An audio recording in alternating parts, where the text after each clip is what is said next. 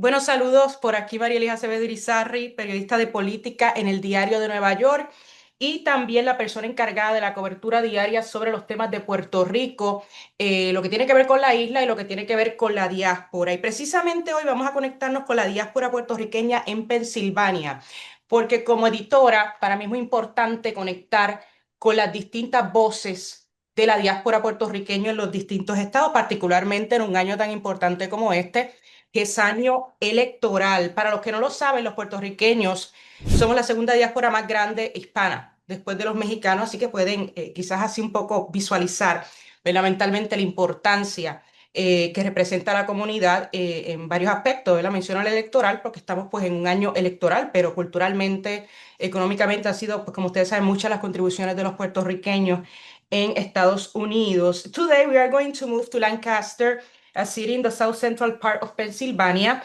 which is home right now to about 500,000, if I'm not wrong, Boricuas, and it's the fourth state with more Puerto Rican in United States. Today, I have Jaime Arroyo. He's the mayor of the city. He's the first Puerto Rican and the first Hispanic mayor of Lancaster. Arroyo, thank you for being available to speak with us, to share your story with us as a diaspora member and your path to become the mayor of this city, which is not a small thing at all. That's why I invited you to this conversation. Thank you very much for being here with us.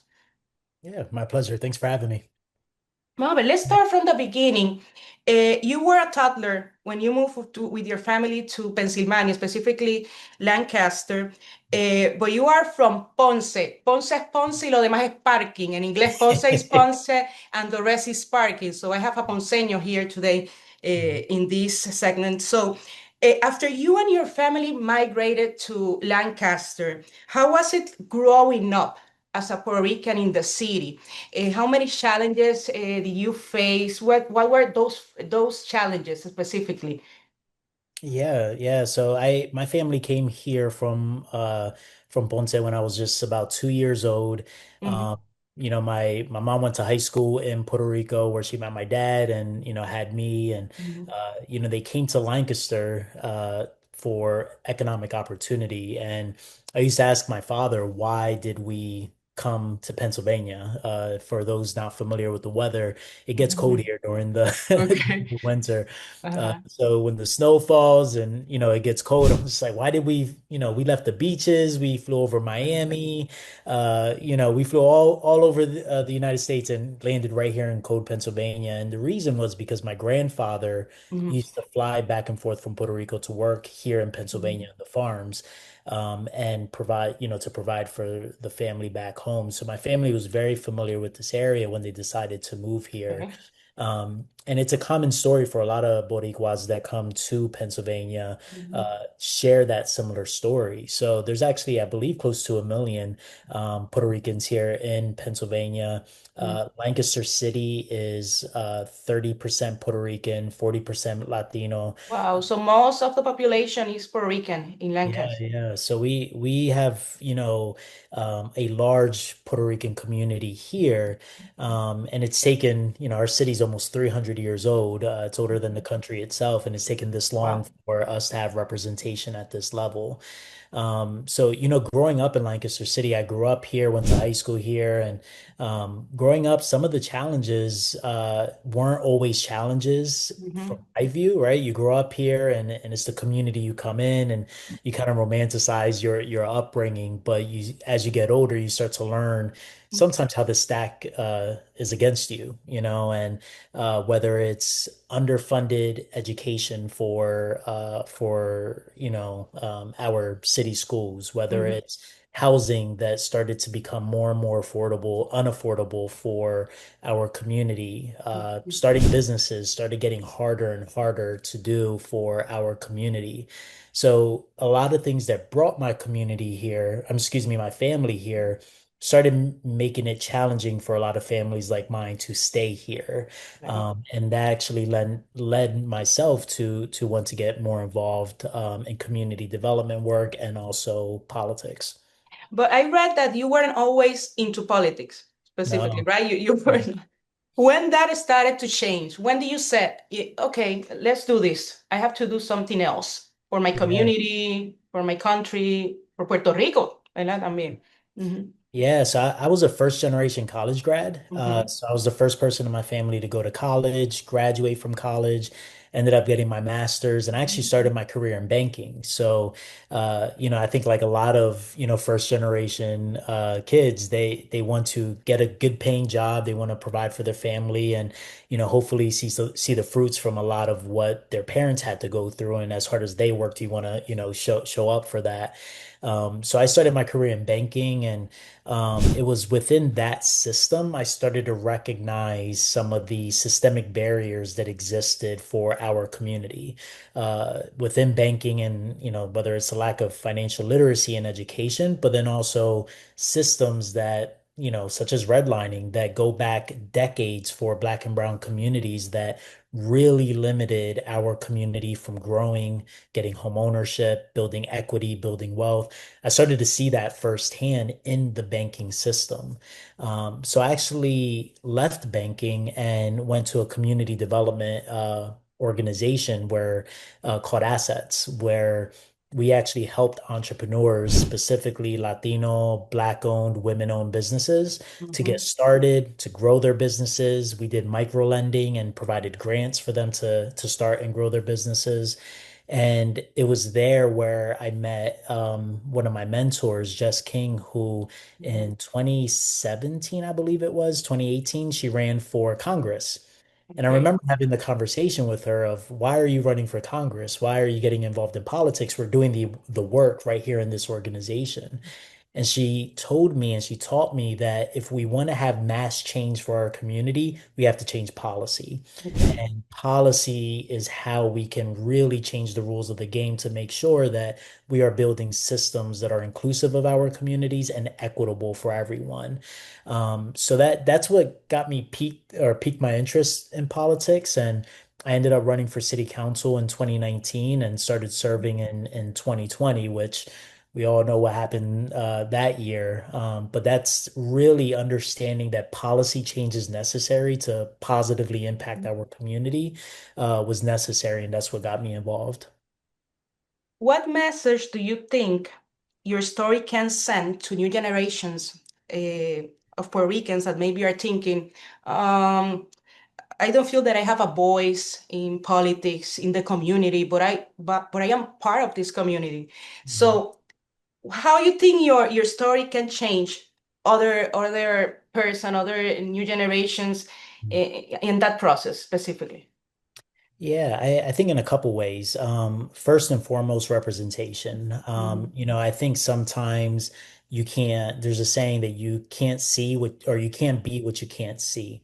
mhm, And a lot of times we don't know what's possible until we've seen someone like us that looks like us, that comes from our community, mhm, shares a similar experience, be in a position that we may aspire to be. So I think representation is extremely important. So I think one of the cool things for me being in this role now is that there are a lot of young Black and brown kids in the city of Lancaster that get to look at me and say, mhm, "Oh, he grew up in the neighborhood that I grew up in. He went to the school that I went to. He speaks the same languages as me." There's a lot of that that comes to play in representation that I think is important. The other part that I don't think is as visible, and I share all the time, is that everything is political. mhm, So every challenge that our community faces, whether it's our community or even individually, our families, there's some policy or there's something political about it, whether it's how your housing is affordable or not, your healthcare, your education, uh, your streets, whether they're paved or not. mhm. Everything is political, and understanding that and me educating people on that is one of my goals to get more of our community engaged in the process. Mm. We're gonna move soon to the your agenda specifically, but I want to know how will you describe the Puerto Rican diaspora now in the city compared to the time when you were growing up, when you were a teenager? What are the main difference for you? Mhm, Yeah, I think, you know. my I guess the previous generation, there was a lot of folks that maybe came here from the island and were building a lot of the foundation that I get the benefit from today. A lot of the organizations right here in the city of Lancaster, we have organizations that have been built by the Latino community, such as the Spanish American Civic Association, which was is a huge organization in our community with tremendous impact. But I think there was a generation before me that helped lay the groundwork. My generation now gets to benefit from that foundation, and you're Mhm. seeing a lot of us lead organizations now for the first time. You get to see us in politics and in government for the first time. So you're starting to see us crack through that glass ceiling. Our generation for the first time, but it was only possible because of that foundation before Mhm. us.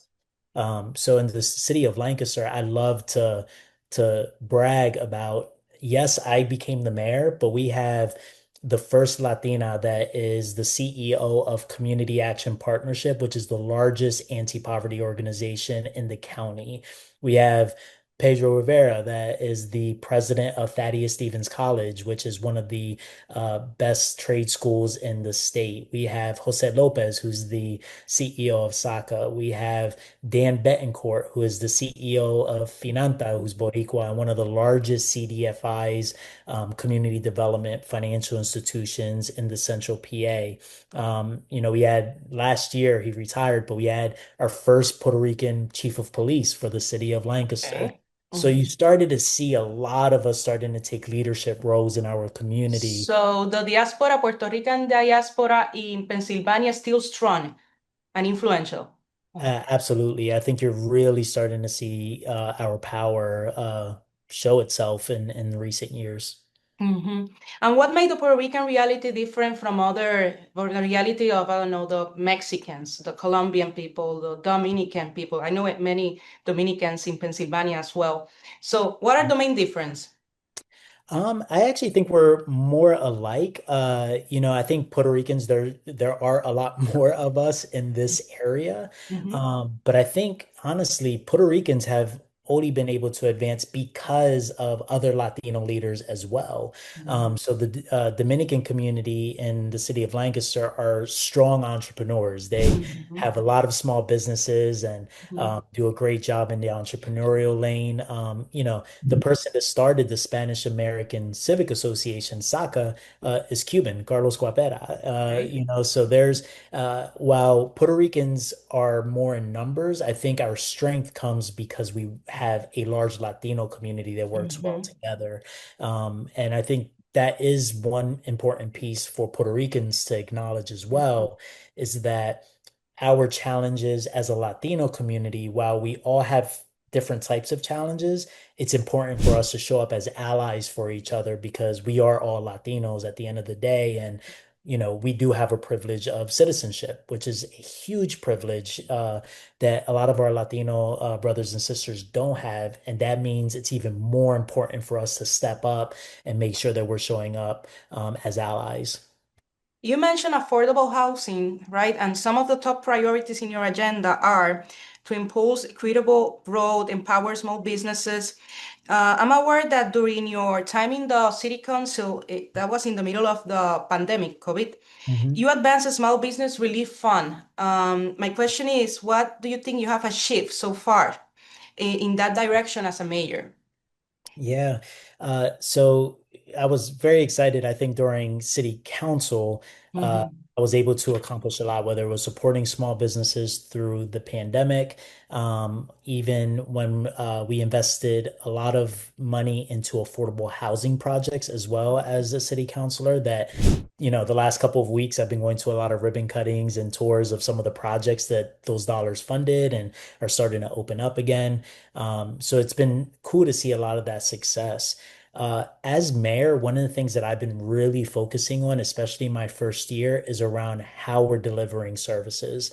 So before I can really do the aspirational things like, help support affordable housing growth or support small businesses, we have to be a really well-run organization. So, as mayor, you're the CEO of a city, right? You're the CEO of an Mhm. organization. You run the police department, the fire department, our community planning and economic development permits. Uh-huh. So one of the focuses over the Mhm. last 8 months since I've started has really been focusing on our systems and making sure that we are improving as an organization how we deliver those services, so that way we can do the aspirational things for our community. Mhm. Cost of living is one of the main issues that affect not only Hispanic, it affects also the people in Puerto Rico because of laws like the Jones Act, etc. My question is, what are you doing to address that issue through your administration? Because I read about a study from past January, I think it was, that revealed that cities like Philadelphia had the greatest spike in cost of living from 2024 to 2026. So I wanna understand a little bit more how is the situation in your city and how you're handling the situation. Uh-huh. Yeah, probably the biggest thing that, some things are out of our control and some things are. And Mhm. one of the biggest forms of affordability for a lot of our residents are around housing and transportation. Mhm. So one of the things that we're trying to do is making it easier or simpler to build in the city of Lancaster. How we can build more housing, how can we build different types of housing, so that way we can make housing more affordable here in the city. So that's one way. And one thing to add to that is we started on zoning reform here in our city, to look at new ways of housing in our community. The other piece is around transportation. So people don't realize, but a car payment, maintenance for a car, your car takes a lot of your paycheck and is very, Mm. very expensive. So one of the ways that we're thinking about transportation in our community is how do we create other options outside of using your car? So how is the city more walkable? Mm. What are other forms of transportation that folks can use, such as biking and cycling through the city? So as we improve our streets, we're looking at improving bike lanes. We have a bike share program that you can literally rent a bike in the city of Lancaster and take it to another municipality where you might work. So we're trying to be creative on how do we address some of the major issues that are within our control, to help create different types of options for people. Lancaster is a strong democratic city, even though it's located within Lancaster County, which is mostly Republican. Can Mhm. you explain that difference? Yeah, it's sometimes challenging.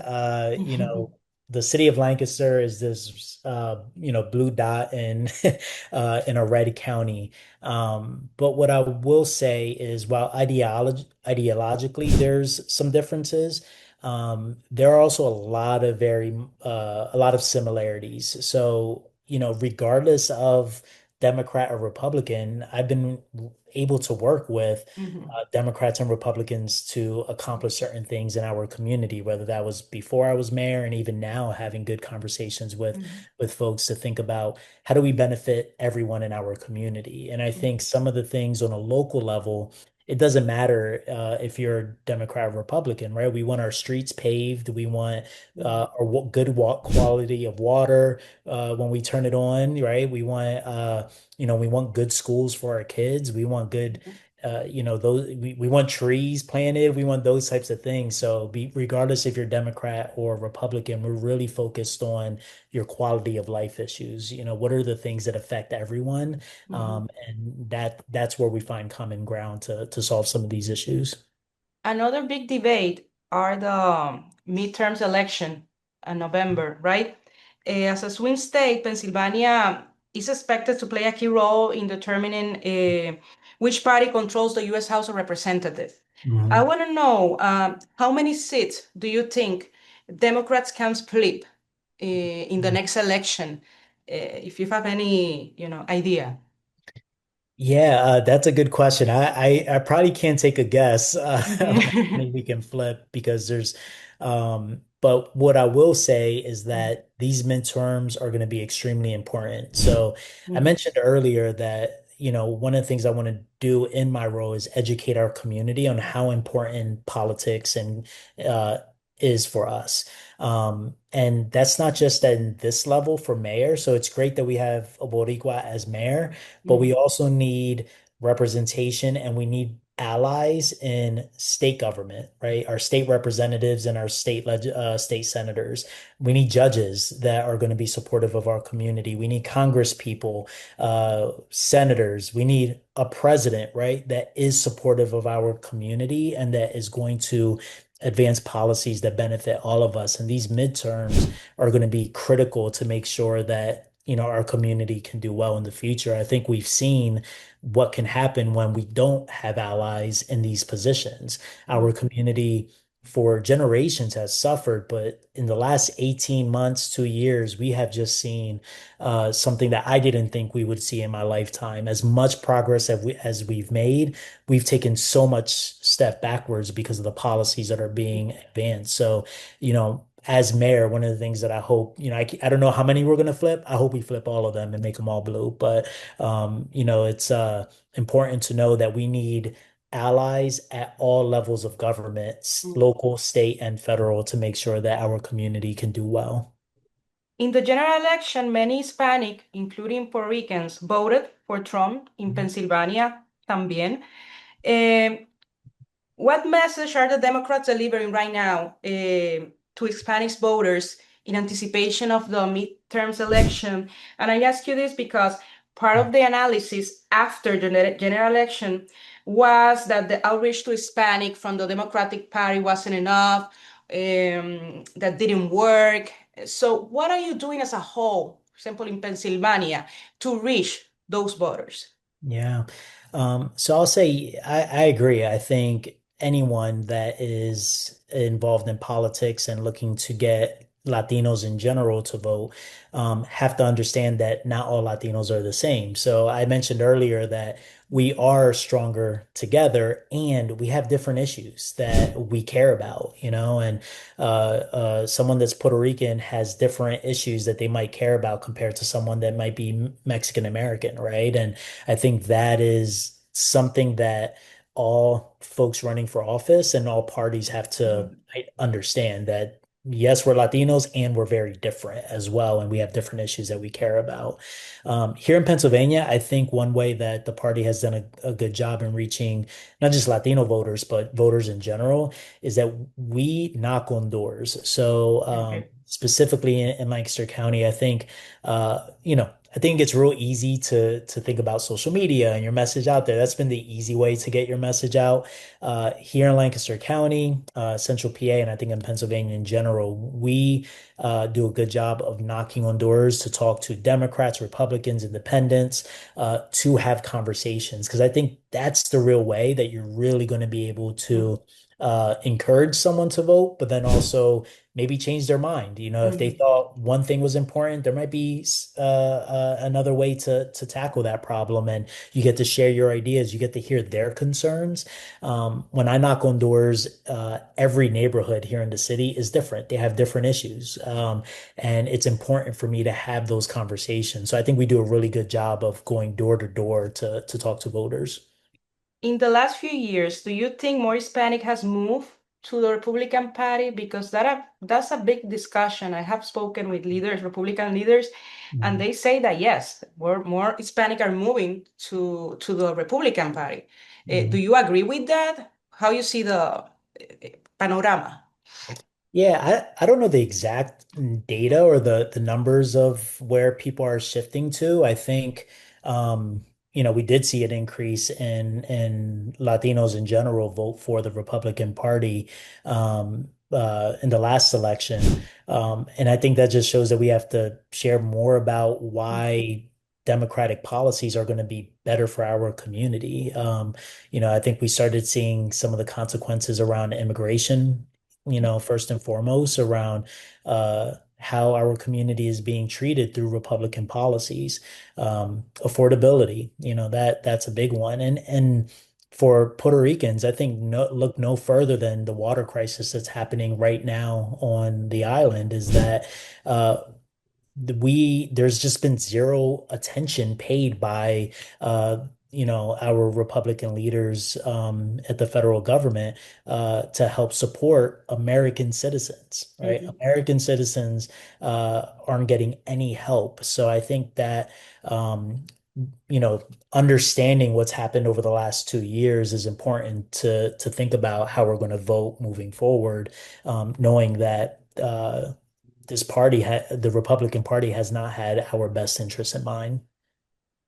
Um, do you think Puerto Rican people are like really aware of their political and electoral power or not? It depends. I think we're very unique because unfortunately, if you live on the island, you Mhm. don't have much play, and that is one of the negative I guess, negative or one of the consequences of just the status of our island is that if you live on the island, you can't determine who your president is, right? And that's a problem.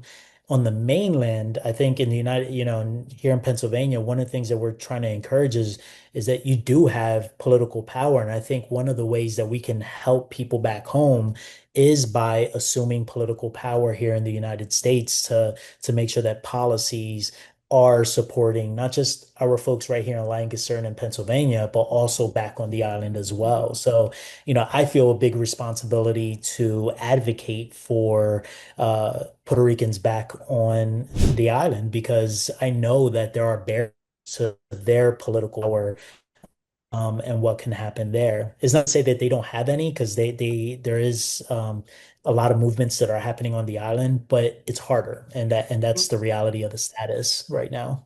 And how attached are Puerto Ricans to in Pennsylvania to the issues in the island? Because usually they are very, aware of what is happening in the island, and they care about what is happening in the island. They speak with their relatives in the island. Well, based on what you have spoken with Puerto Ricans there and etc., how is the situation in with Pennsylvania and the Puerto Ricans? Yeah, I think we're aware of what's happening back home. I think sometimes where there's a gap is what can we do about it, right? And I think that's where the education and the awareness comes to get involved politically, uh, to help change some of the policies that are affecting our families back home. So, my parents, watch the Puerto Rican news every night and knows what's Mhm. happening there. A lot of our, family members here or community members here do that and they're aware. But sometimes it's hard to understand what can we do here that's going to help them back home. And there's a lot of us send money back home or donations, or we want to support organizations that are helping families on the island.